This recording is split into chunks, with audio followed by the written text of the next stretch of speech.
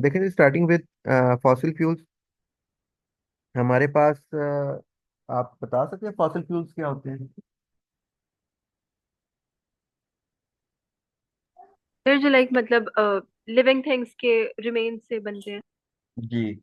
Under high temperature and pressure, वो जो living things की रिमेन्स हैं जो आप कह रही हैं, जिसमें प्लांट्स और एनिमल्स, वो उन पे प्रेशर लगता है, उन पे हाई टेम्परेचर की वजह से वो कन्वर्ट हो जाते हैं इनटू ऑयल्स। ठीक है, जिनको हम कहते हैं फॉसिल फ्यूल्स। अब वो फॉसिल्स हैं, ठीक है, इनकी प्रॉपर डेफिनेशन तो फॉसिल फ्यूल्स की और जितने भी हैं वो आपने कीवर्ड से याद कर लेनी। आप समझे ये बेसिकली होता क्या है कि फॉसिल फ्यूल्स तो आपको मिल गए, ठीक है, इसको हम फिर ड्रिल करते हैं। अब ये जो फॉसिल फ्यूल्स हैं बेसिकली ये तीन कंपोनेंट्स होते हैं इसके। मेनली देखिए यहाँ पे जैसे मैंने लिखा हुआ है, एक आपका नेचुरल गैस बनता है, एक कोल है, और तीसरा है पेट्रोलियम।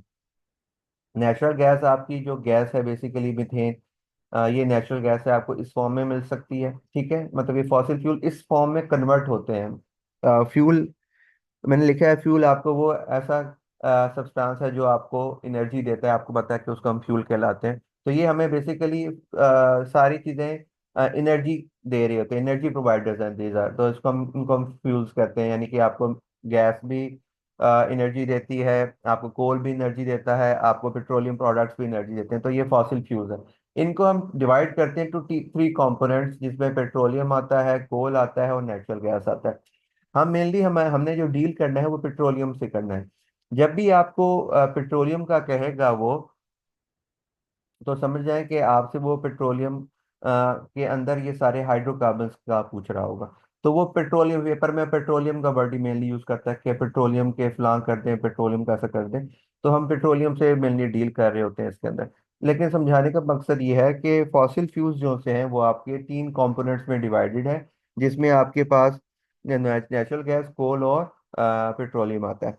अब आपके पास जो पेट्रोलियम आ जाता है, बेसिकली ये पेट्रोलियम आपका होता है क्रूड ऑयल। क्रूड ऑयल का पता है बेटा आपको क्या होता है क्रूड ऑयल? ये मतलब अनरिफाइंड ऑयल होता है वो। हाँ जी। ये वही ऑयल है जो हम ड्रिल करते हैं, जैसे ऑयल जिसको हम फर्दर कन्वर्ट करते हैं, अनरिफाइंड होता है। इसको हम फिर फर्दर प्रोसेस करके अपने डिजायर्ड प्रोडक्ट्स लेके आते हैं। तो ये आपका क्रूड ऑयल है जिसे हम खाम तेल बोलते हैं आम लैंग्वेज में। तो ये क्रूड ऑयल आपको मिलता है, जिसको हम जब भी वो पेट्रोलियम कहेगा तो आपने याद रखना है कि डेट इज क्रूड ऑयल। ये जो पेट्रोलियम आपका है ये आपका क्रूड ऑयल है।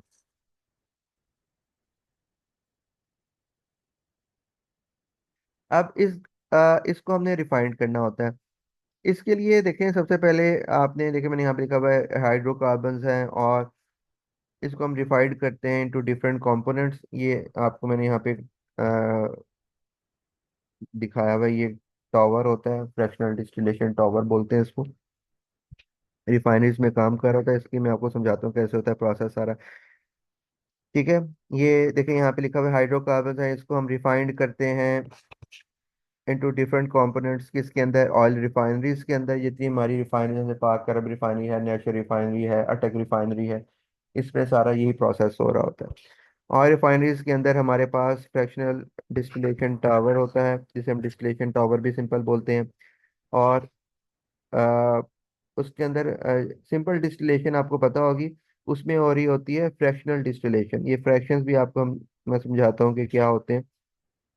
डिस्टिलेशन का पता है आपको बेटा क्या होता है डिस्टिलेशन? सेपरेशन। हाँ जी। सिंपल डिस्टिलेशन आपने पढ़ी होगी। इसमें डिस्टिलेशन में हमारे पास सेपरेशन होता है दो या दो से ज़्यादा कंपोनेंट्स का on the basis of their boiling points. यानी बॉइल जैसे लेट्स सपोज आपने वाटर और अल्कोहल को सेपरेट आउट करना है, तो वाटर का बॉइलिंग पॉइंट ज़्यादा है और अल्कोहल का कम है, तो अल्कोहल पहले सेपरेट हो जाता था और वाटर रिमेन कर जाता था। तो हम इस तरह अल्को किसी भी कंपोनेंट्स को मिसिबल कंपोनेंट्स को भी हम सेपरेट करते हैं बाय यूजिंग डिस्टिलेशन, जिसमें हम सेपरेट करते हैं on the basis of their boiling points. तो ये हमारे पास डिस्टिलेशन है। लेकिन यहाँ पे जो टेक्निक यूज होती है वो डिस्टिलेशन की फर्दर आगे क्लासिफिकेशन है, उसे हम कहते हैं फ्रैक्शनल डिस्टिलेशन। पहले आप फ्रैक्शन का वर्ड समझें। फ्रैक्शन का मतलब होता है एक कंपोनेंट, यानी फ्रैक्शंस हैं, फ्रैक्शंस, यानी कि उसके डिफरेंट फ्रैक्शंस होते हैं, यानी उसके डिफरेंट कंपोनेंट्स होते हैं। आपका जो क्रूड ऑयल है ना बेसिकली, उस क्रूड ऑयल या पेट्रोलियम की अगर मैं बात करूं, तो पेट्रोलियम में उस ऑयल के अंदर आपके डिफरेंट कंपोनेंट्स प्रेजेंट होते हैं जो मिक्स हुए होते हैं। Basically it is a mixture of different fractions या कंपोनेंट्स। यानी आपके क्रूड ऑयल के अंदर अगर हम कहें, तो आपके क्रूड ऑयल में डिफरेंट चीजें मिक्स हैं, जैसे कि पेट्रोल है उसके अंदर, यानी है सारे हाइड्रोकार्बन है, पेट्रोल है, डीजल है, ठीक है, गैस होती है, उसके बाद बिटुमेन, जो ये रोड सर्फिसिंग के लिए यूज होता है, ये हैवी कंपोनेंट होता है, ये होता है। कैरोसिन होता है, कैरोसिन मिट्टी का तेल जो होता है, कैरोसिन ऑयल ये होता है। जेट फ्यूल होते हैं। मतलब ये डिफरेंट कंपोनेंट्स इस क्रूड ऑयल के अंदर मिक्स होते हैं।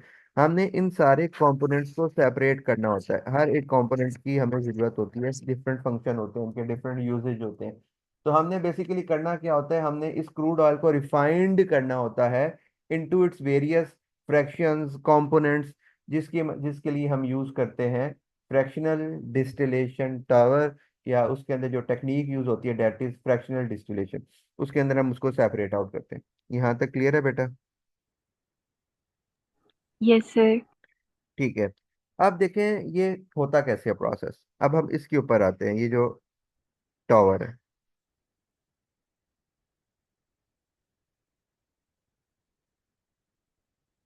ये देखें। इसमें दो तीन चीजें इंपॉर्टेंट हैं जो समझनी है, और आपको मैं बताऊंगा एट द एंड आपने इसमें से याद क्या करना है। बेसिक चीजें होती है, कोई इतना मुश्किल इसमें से कुछ ऐसा नहीं आता जो हम कहें कि बहुत टफ चीज आ गई है।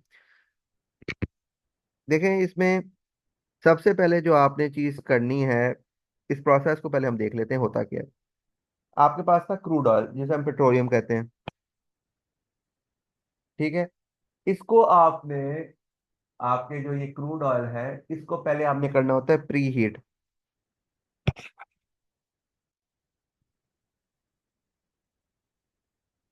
300 to 400 डिग्री सेल्सियस पे हम इसके प्री हीट करते हैं।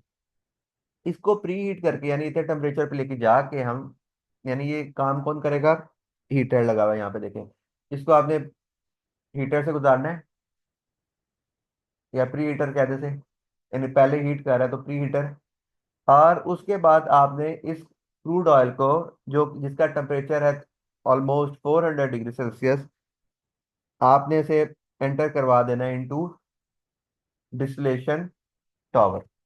अब देखें जब कोई हाई टेम्परेचर से चीज, हाई टेम्परेचर पे चीज एक टॉवर में एंटर होती है ना, और जिसका टेम्परेचर उससे कम होता है, यानी कि, तो क्या होता है आपके ख्याल में? यानी कि एक मैंने कॉम्पोन एक चीज है उसका मैंने हाई टेम्परेचर रखा हुआ है, और उसको मैंने एक टॉवर में एक चीज ऐसी जगह पे एंटर करवाया है जिसका टेम्परेचर लो है पहले से, तो उस क्या इफेक्ट आएगा क्रूड ऑयल पे एंटर होते साथ ही?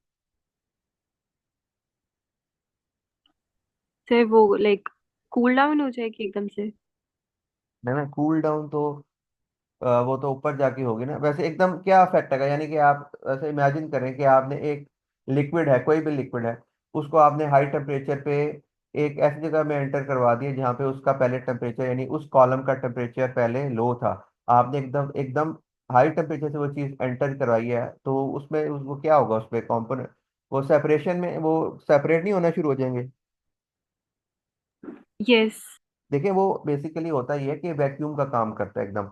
जब आप हाई टेम्परेचर से एक चीज एंटर करवाते हैं ना लो टेम्परेचर वाले कॉलम में, तो वहां पे एक किस्म के वैक्यूम क्रिएट होता है। वो इस क्रूड ऑयल को, अब कंपोनेंट से खुद ब खुद ही सेपरेट होना शुरू हो जाते हैं, वो वेपराइज होते हैं ना। आप इतने टेम्परेचर पे उसको जब एंटर करते हैं, तो वो बेसिकली कंपोनेंट्स वेपराइज हो जाते हैं। अंदर जब एंटर होते हैं तो वेपराइज होके कंपोनेंट्स के टॉवर के अंदर मूव करना शुरू कर देते हैं। फिर होता ये है ये देखें, कुछ चीजें होती हैं हैवियर, कुछ होती हैं लाइटर। अब ये लाइटर और हैवियर का कॉन्सेप्ट ये है कि हैवियर मैं कह रहा हूँ on the basis of their number of carbon या चेन लेंथ। जितने कार्बन की चेन लेंथ ज्यादा होगी, जितने नंबर ऑफ कार्बन ज्यादा होंगे, उतना बताएं वो मुझे हैवियर होगा या लाइटर होगा? हैवियर होगा। हैवियर होगा। फिर मैंने आपको एक चीज करवाई थी कि जितने नंबर ऑफ कार्बन बढ़ जाएं या जितनी उसकी चेन लेंथ इंक्रीज हो जाए, तो मुझे बताएं कि वो वोलाटाइल होगा या विस्कस होगा। फिर जितना कार्बन मतलब एटम्स बढ़ेंगे उतनी उसकी लाइक वॉलेटिलिटी डिक्रीज करेगी। हाँ जी। यानी उतना वो लेस वोलाटाइल होगा, उतना वो ज्यादा विस्कस होगा, गाढ़ा होगा। अब होगा क्या कि आप देखें कि आपके पास एक चीज है, लाइटर एंड हैवियर। अब इसके क्रूड ऑयल के अंदर जो फ्रैक्शंस हैं उसमें लाइटर कंपोनेंट्स भी हैं और हैवियर कंपोनेंट्स भी हैं। अब लाइटर कंपोनेंट्स वो हैं जिनके कार्बन कम हैं। अब होगा क्या, जैसे ही आप हमने पढ़ा ये था कि जो लाइटर कंपोनेंट्स होते हैं वो ज्यादा वोलाटाइल होते हैं, और जो हैवियर कंपोनेंट्स होते हैं जिनमें कार्बन की लेंथ, चेन लेंथ इंक्रीज होती है, बड़ी होती है, वो हैवियर होते हैं। तो जैसे जैसे ये इसको मैं इंट्रोड्यूस करवाऊंगा कॉलम में, तो जो लाइटर कंपोनेंट्स हैं वो इजी टू वेपोरेट है, वो ऊपर की तरफ मूव करना शुरू कर देंगे। तो जो कॉलम है टॉवर के ऊपर वाली साइड पे, यहाँ पे ऊपर जाना शुरू हो जाएंगे। इजी टू वेपोरेट है वो। जो लाइटर चीज होगी ऊपर जाएगी, जो हैवियर कंपोनेंट होंगे जिनकी चेन लेंथ बड़ी होगी वो नीचे रहेंगे। तो इस तरह हर एक कंपोनेंट, हर एक फ्रैक्शन अपने अपने रीजन में जाना शुरू हो जाएगा, जहाँ पे जाके वो बेसिकली बॉयल होता है। अब देखिए यहाँ पे आपको इस जो कॉलम है इसमें कुछ चीजें नजर आ रही हैं। देखिए जैसे यहाँ पे उन्होंने बताया हुआ 40, 110, 180, 260, इस तरह ये टेम्परेचर्स बताए हुए हैं। अब ये देखें, ये सारे जो कंपोनेंट्स हैं, refinery gas, petrol, naphtha, paraffin, diesel, fuel oil, lubricating oil, bitumen, ये सारे क्रूड ऑयल के अंदर मिक्सचर था। अब जैसे ही मैंने उसको हाई टेम्परेचर पे प्री हीट करके एंटर करवाया टावर में, तो वो अपने कंपोनेंट्स में वैक्यूम की वजह से अपने अपने कंपोनेंट्स में सेपरेट हुआ, और अपने अपने बॉइलिंग पॉइंट्स के ऊपर वो चीज़ सेपरेट आउट हो जाती है। यानी कि पेट्रोल जो सा है वो 40 डिग्री सेल्सियस पे आपका जो सा है वो बॉयल करता है। तो वो अपने टेम्परेचर रेंज में, यानी कि जैसे नीचे देखें ये डार्कर रीजन है और ये लाइटर रीजन, उसका मकसद ये है बताने का, यानी टावर का डार्कर और लाइटर शेड दिया हुआ है, वो ये है कि बॉटम पे टेम्परेचर हाई है और टॉप पे जैसे जैसे चीज मूव कर रही है टेम्परेचर लो हो रहा है, क्योंकि हमने प्री हीट करके बॉटम पे चीज जब एंटर कराई है तो बॉटम का टेम्परेचर बढ़ जाएगा। आहिस्ता आहिस्ता ऊपर की तरफ जैसे हम जाता है, टावर बहुत ऊंचा होता है, मतलब कि काफी फीट इसकी हाइट होती है, 300-400 फीट हाइट इसकी होती है। तो जैसे जैसे ये ऊपर की तरफ जाती है, चीजें जाती हैं, उनका टेम्परेचर लो होता है, यानी कि उस वक्त उस रीजन का टेम्परेचर लो होता है as compare to the bottom temperature, क्योंकि बॉटम पे तो हमने प्री हीट करके एंटर करवाया था तो वहां पे टेम्परेचर हाई था। तो होता ये है कि जो लाइटर चीजें होती हैं उनका बॉइलिंग पॉइंट भी लो होता है, बिकॉज वो ज्यादा वोलाटाइल होती हैं, तो वो ऊपर वाली साइड से आपके अपने अपने कंपोनेंट्स में सेपरेट हो रही होती हैं, और जैसे जैसे बॉटम पे आते हैं वहाँ पे हमारे हैवियर कंपोनेंट्स होते हैं, तो वो हाई टेम्परेचर के ऊपर बॉयल कर रहे होते हैं, तो वो उस रीजन से निकल रहे होते हैं। तो हमारे पास ये डिफरेंट फ्रैक्शंस जो सी हैं वो अपने अपने ये क्रूड ऑयल सेपरेट हो जाता है, difference in their boiling points की बेस पे, और वो अपने अपने टेम्परेचर रेंज पे सेपरेट आउट होना शुरू हो जाता है। यानी कि पेट्रोल 40 पे निकल रहा है, पेट्रोल का जितना भी कंपोनेंट उस क्रूड ऑयल के अंदर होगा वो 40 पे निकलेगा। डीजल आपका है वो 260 पे निकल रहा है। फ्यूल ऑयल, इस तरह जितने कंपोनेंट्स उसके अंदर प्रेजेंट होंगे वो अपने अपने टेम्परेचर रेंजेस पे, अपने अपने बॉइलिंग पॉइंट्स पे सेपरेट आउट होना शुरू हो जाते हैं। इस टावर से हमें ट्यूब निकल रही होते हैं कॉलम्स, उसमें से वो चीज कंपोनेंट निकल रहा होता है। बाद में हम इसको आगे हमारे पास कंडेंसर्स लगे होते हैं, मतलब यहाँ से निकलने के बाद ये जैसे पैटर्न है, इसके बाद कंडेंसर्स लगे होते हैं, वो इनको कूल डाउन करके लिक्विड फॉर्म में, यानी कि ये आपको पता होना चाहिए, ये सारे जितने भी कंपोनेंट्स निकल रहे होते हैं ये वेपर्स की फॉर्म में निकल रहे होते हैं। इनको फिर हम कूल डाउन करके कंडेंस करके हम लिक्विड के अंदर लेके आ रहे होते हैं और उसको हम स्टोर कर रहे होते हैं। तो ये बेसिकली आपकी देखिए सबसे ऊपर रिफाइनरी गैस है, ये आपकी वही गैस है जो हीटिंग और कूलिंग में जो सुई गैस हमारी मीथेन आ रही होती है, ये वो गैस है, रिफाइनरी गैस कहते हैं। ये टॉप से निकल रही है बिकॉज दैट इज CH4। सबसे लाइटर कंपोनेंट है, सबसे इजीली इवेपोरेट करेगा, सबसे ज्यादा वोलाटाइल होगा तो टॉप से निकल रही होती है, और सबसे कम इसका बॉइलिंग पॉइंट होगा तो सबसे टॉप से आपकी रिफाइनरी गैस निकल रही होती है। उसके बाद डाउनवर्ड अगर हम देखें, आप आए तो देखें टेम्परेचर इंक्रीज हो रहा है, उनके बॉइलिंग पॉइंट्स इंक्रीज हो रहे हैं, बिकॉज जो आपके कंपोनेंट्स हैं, आपके जो फ्रैक्शंस हैं, वो हैवियर होते जा रहे हैं, उनके अंदर कार्बन की number number of carbon atoms increase होते जा रहे हैं, number of chain of carbon increase होती जा रही है, जिसकी वजह से उनका बॉइलिंग पॉइंट इंक्रीज करेगा और वो अपने टेम्परेचर रेंजेस पे सेपरेट आउट हो जाए। तो हमने क्रूड ऑयल लिया था, उसको हमने टॉवर के अंदर लेके जाके डिफरेंट फ्रैक्शंस पे सेपरेट आउट कर लिया।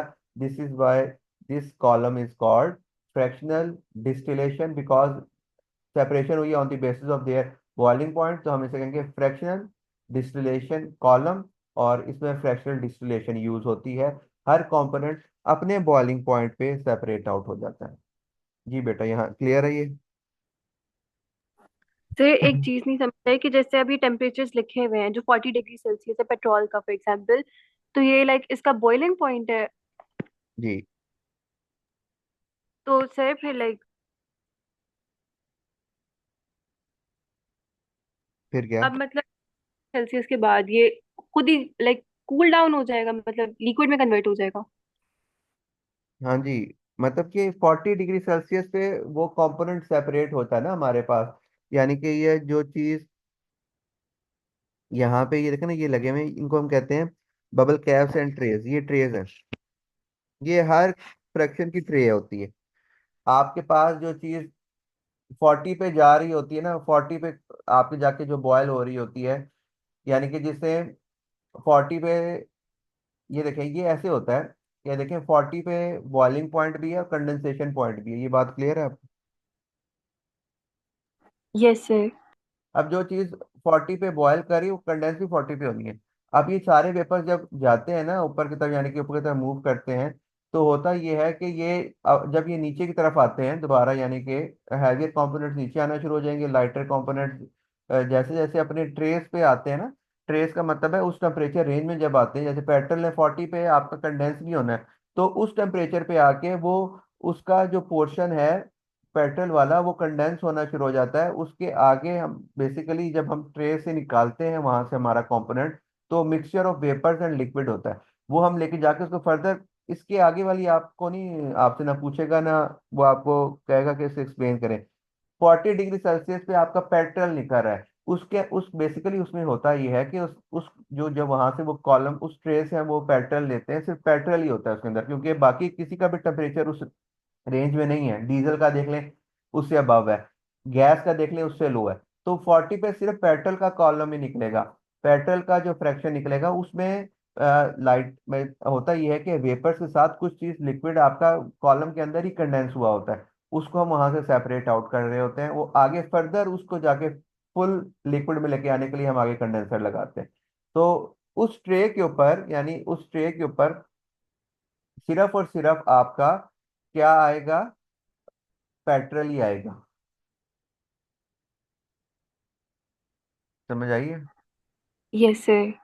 अच्छा, तो ये इतनी डिटेल में नहीं पूछते, वो आपने बस ये बताना होता है कि ये तो फर्दर आगे अगर आप इंडस्ट्री में जाते हैं या जो केमिकल इंजीनियर्स होते हैं या इसको देख रहे होते हैं, केमिस्ट वो जो रिफाइनरी में काम करते हैं, उनका होता है प्रॉपर के कितने परसेंट कैसे कैसे चीजें निकालनी है। आपसे वो पूछेगा डिटेल प्रोसेस, डिटेल कभी आ जाती है लिखने के लिए, तो आपने सिर्फ यही बताना होता है कि क्रूड ऑयल को आपने प्री हीट करना है, उसको इंट्रोड्यूस करना है इनटू फ्रैक्शनल कॉलम, वो अपने बॉइलिंग पॉइंट की बेसिस पे सेपरेट आउट हो जाएंगे, हमें जो लाइटर कंपोनेंट्स है ऊपर से आएंगे, हाइवियर कंपोनेंट्स नीचे से आएंगे, और on the basis of their boiling point different boiling points पे डिफरेंट फ्रैक्शंस हमें मिल जाएंगे, और इसलिए हम इसे फ्रैक्शनल डिस्टिलेशन कॉलम कहते हैं। यहाँ तक आपने लिखना है उसमें सिर्फ। बाकी जो एक्स्ट्रा एक्स्ट्रा डिटेल है जो मैंने बताई है, वो आपको सिर्फ समझाने के लिए बेसिकली होता क्या है, ये आपने वहाँ पे लिखनी नहीं है कि कैसे सारा कुछ हो रहा होता है। अब इसमें एक चीज, ये बबल कैप्स का लिखा हुआ है, ट्रेस का लिखा हुआ है, ये बबल कैप्स क्या होती हैं, ये कुछ आइडिया है आपको?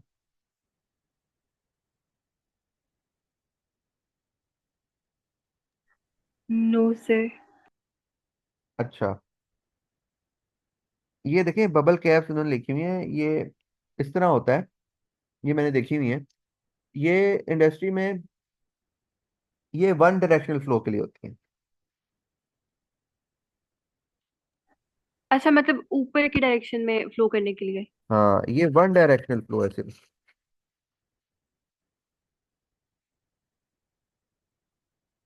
ये बबल कैप्स का पर्पज है, ऐसे नहीं लगा दिया उन्होंने।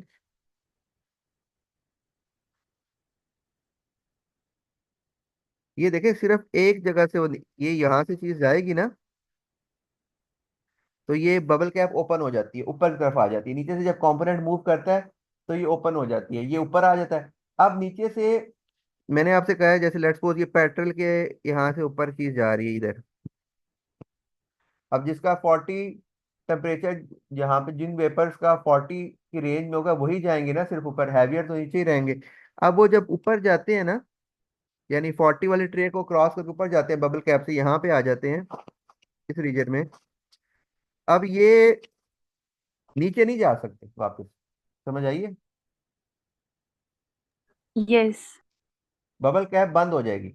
जितने जाएंगे आपके, जितने जो कंपोनेंट आपका 40 की रेंज में लाई कर रहा है, वो बबल कैप को क्रॉस करके नीचे से ऊपर जाएंगे, क्योंकि नीचे से हम एंटर करवा रहे हैं, लाइटर कंपोनेंट्स ऊपर मूव करते जा रहे हैं। जो जो कंपोनेंट जिस बबल कैप से ऊपर मूव करेगा, उसके बाद वो बबल कैप ने बंद हो जाना है। Bubble cap one directional flow के लिए, सिर्फ ऊपर से नीचे के जाने के लिए। जब वो ऊपर कंपोनेंट आ जाएगा, वो वापस नीचे नहीं आ सकता। अब वो उस टेम्परेचर रेंज के अंदर ही रहेगा, वो वाली चीजें। और वहां पे वो कंडेंस होके उसको हम उस ट्रे से, मतलब इस ट्रे से, ये जो ट्रे है, या इस टेम्परेचर पे हम पेट्रोल को निकाल रहे हैं। इस नेफ्टा का जो आपका रेंज है, टेम्परेचर रेंज है, उस पे जो ऊपर वेपर्स आएंगे, वो बबल कैप बंद होगी, उसके बाद वहां से हम निकाल लेंगे। इस तरह हर कंपोनेंट का अपना बॉइलिंग पॉइंट होता है, अपने रीजन में आके वो सेपरेट आउट हो जाती है। क्लियर है बेटा? Yes sir. तो ये इस तरह ये फ्रैक्शंस सेपरेट होते हैं, और इनको फिर हम फर्दर यूज करते हैं। रिफाइनरी गैस को हम यूज करते हैं हीटिंग के लिए, कुकिंग के लिए। पेट्रोल आपको पता है गाड़ी में यूज होता है। Naphtha chemical feed stock. Chemical feed stock क्या होता है?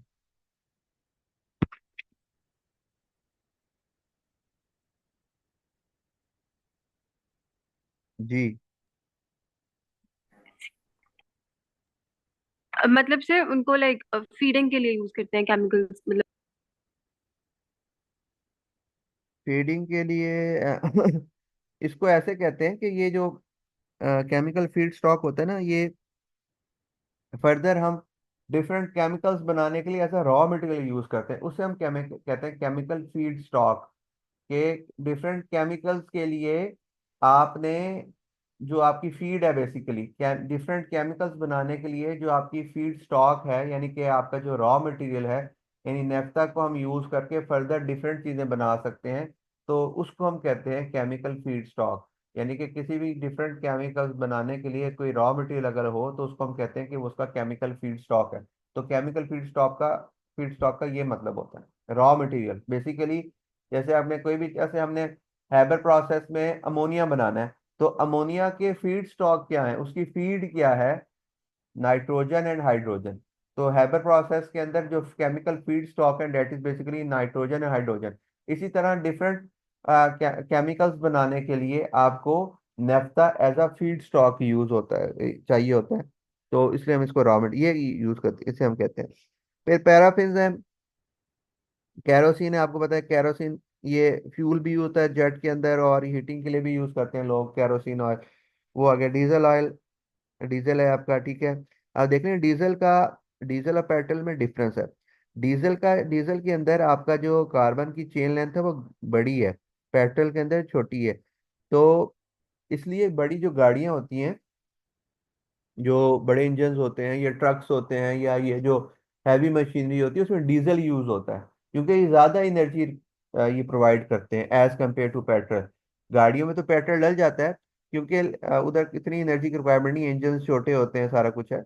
अब जो बड़े ट्रक्स हैं उनको एनर्जी ज़्यादा चाहिए, उसके अंदर हम डीजल ही यूज़ करते हैं। उसमें आपने कभी नहीं देखा होगा कि पेट्रोल डलवाते हैं, वो बड़ी बसेज होती हैं या बड़े जो हैवी मशीनरी होती है, उसमें डीजल यूज होता है। बिकॉज डीजल डीजल के अंदर कार्बन के एटम्स ज्यादा हैं, कार्बन की चेन लेंथ जो होती है वो बड़ी है, जिसकी वजह से उस वहाँ पे रिक्वायरमेंट और ज्यादा है। तो इसलिए फिर डीजल यूज होता है वहाँ पे।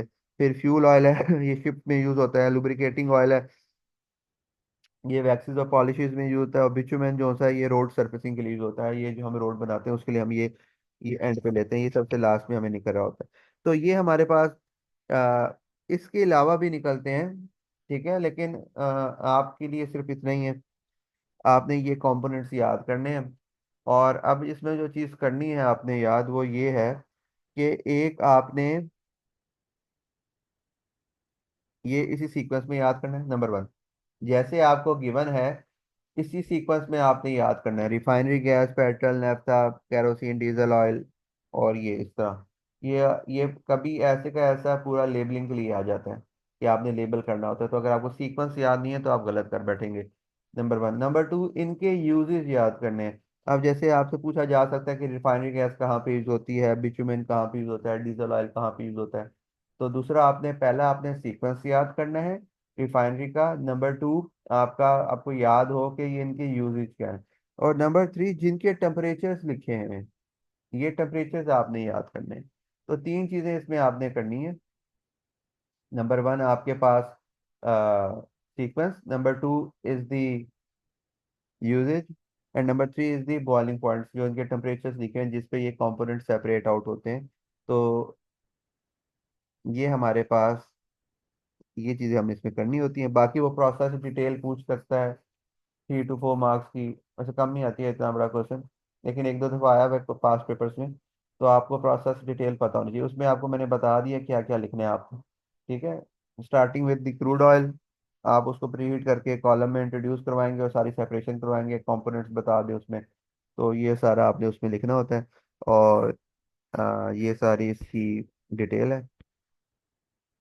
फॉसिल फ्यूल से हमने स्टार्ट किया था और आगे हम गए थे डिस्टिलेशन तक। तो जी बेटा, इसमें कोई क्वेश्चन हो तो बताएं। No sir. क्लियर है?